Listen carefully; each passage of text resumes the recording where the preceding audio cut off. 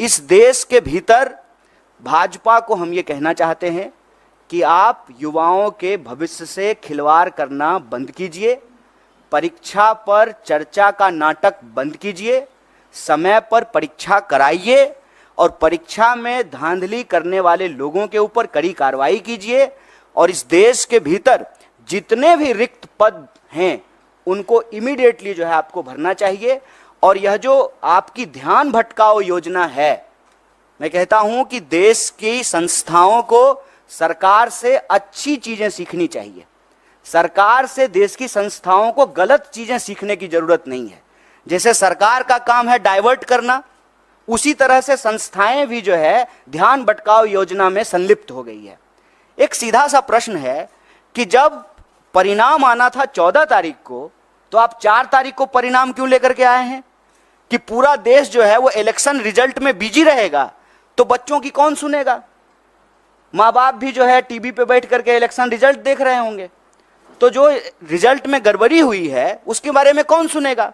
वो माँ बाप को जाकर के बताएंगे कि हमने अच्छा एग्जाम दिया है, हमने सारे पेपर जो है अटेम्प्ट किए हैं, तो माँ बाप भी कहेंगे कि नहीं इसमें तुम्हारी गलती है।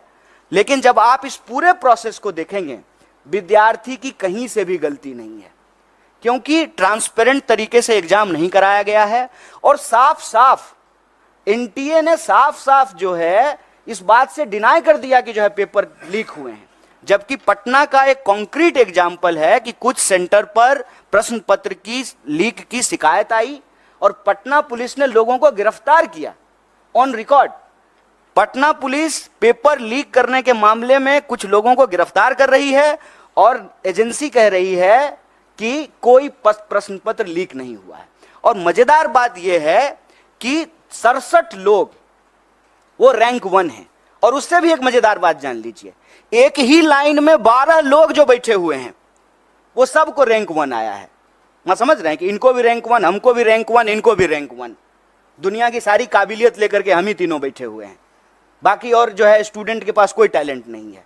एक ही सेंटर पर एक ही रो में बैठे हुए 12 लोग टॉप कर गए हैं और 100 में 100। हम किसी की योग्यता पे सवाल नहीं उठा रहे हैं, लेकिन जो एनटीए है उसकी योग्यता पे जरूर सवाल उठा रहे हैं, सरकार की मंशा पे सवाल उठा रहे हैं और सीधा सीधा ये मांग कर रहे हैं कि आप देश के बच्चों के भविष्य से खेलना बंद कीजिए, युवाओं के भविष्य से खेलना बंद कीजिए, समय पर एग्जाम कराइए, धांधली को रोकने के लिए, पेपर लीक को रोकने के लिए कड़ा कानून बनाइए।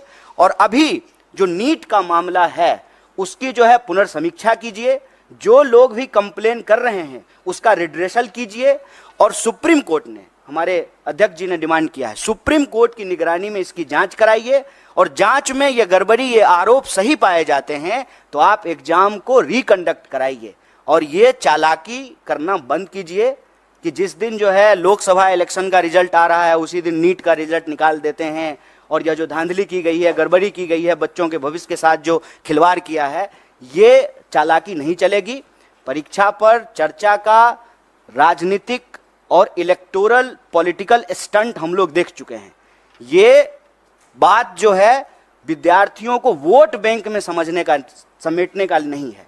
यह बात है कि बच्चे इस देश के भविष्य हैं और उनका जीवन मरण जुड़ा हुआ है इस बात से। लोगों की रूह कांप जानी चाहिए कि एग्जाम के रिजल्ट के बाद जिस पैमाने पे जो है लोग आत्महत्या कर रहे हैं। आप देखिए, वो लाइव वीडियो है, सीसीटीवी कैमरा का रिकॉर्डिंग है कि रिजल्ट आया है और लड़की जाकर के जो है जान दे दी है।